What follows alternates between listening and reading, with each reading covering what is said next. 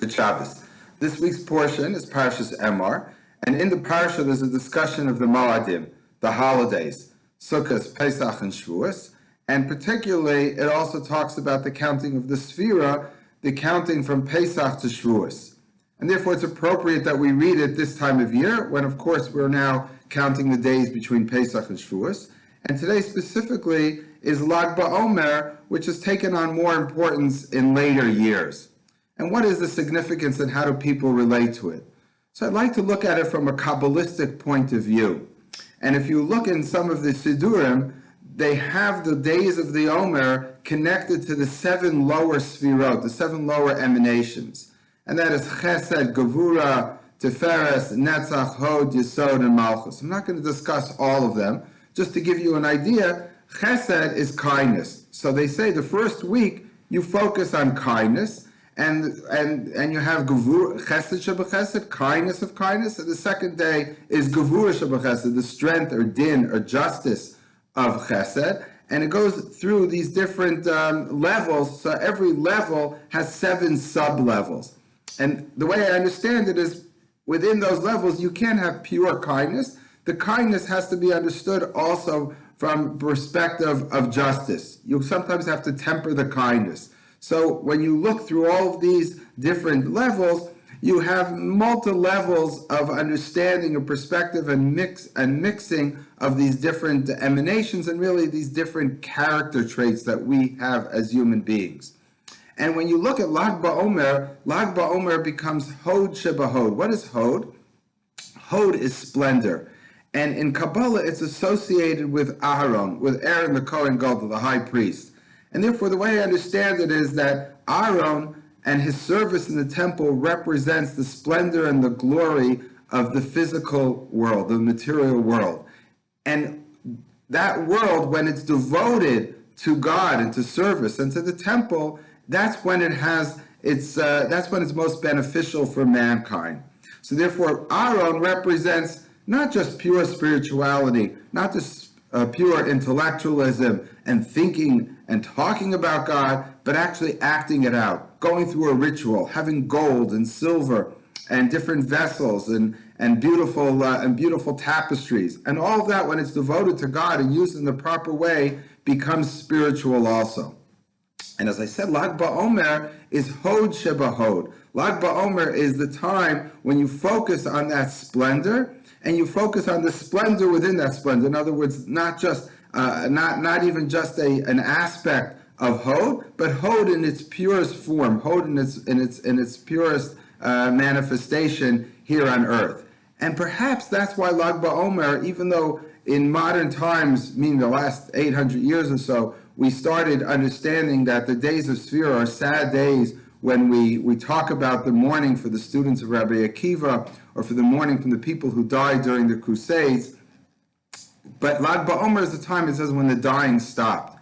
Because the way it's understood in Jewish thought in general is that dying and punishment and suffering are a result of our sins. It's a complicated issue, but let's just assume that's the way it's usually understood. It's because we have failings and we have weaknesses that therefore we don't always survive, and God punishes us at that time. And therefore, Lag B'Omer, when the dying stopped, and the students of Rabbi Akiva were told the dying stopped. Why? It's because that's a time when you could focus completely on devotion to God through the material world. Whatever your weaknesses are, whatever your problems are, which cause our suffering and ultimately death, don't exist on the day of Lag B'Omer. So Lag B'Omer is thought as a time, and that's why it's a time of dancing and singing. And in Israel, they go to Meron. Tragically, this year, it turns into a terrible tragedy. But the focus usually is on singing and dancing and spirituality in the physical sense. And that just brings me to the day of Shavuos, which is the 50th day of the Omer, which we don't even count. Even though it says, Chamishim Yom, Tisbru Chamishim Yom, you should count 50 days. We say it only means ad, only until the 50 days, va'alo ad b'chlal, but not including the 50th day.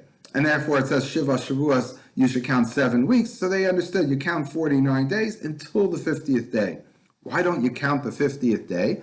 So again, in Kabbalah, the 50th day is beyond the 7 sfirot, the 7 lower emanations. It's not in this world at all. It's in the higher world, the upper world. And it represents the world of Bina, of understanding. The highest level of intellectualism is not just to have chachma, wisdom, but Bina, maven, davar, mitoch davar, to understand one thing from the other, to get to the depths of that knowledge, to get to the depths of that understanding, to fully apprehend the essence of God.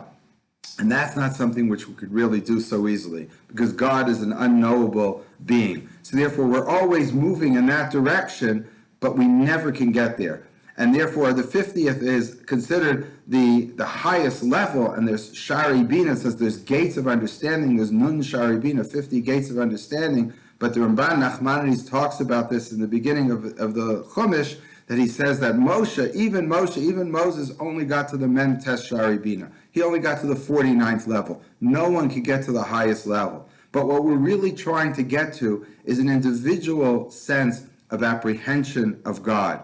So we go through the different stages, we go through the 49 days, and we explore every aspect in the physical world and God's presence here in this world, and we try to understand it from every single perspective. And therefore, Lag B'Omer is the time we focus fully on the material world, but eventually our goal is not materialism. Our goal is not just our celebration of the physical world, but rather pure, unadulterated spirituality, which is represented on Shavuos, the time that God gave us the Torah, and it's the Nun Shari Bina, the 50th level of understanding.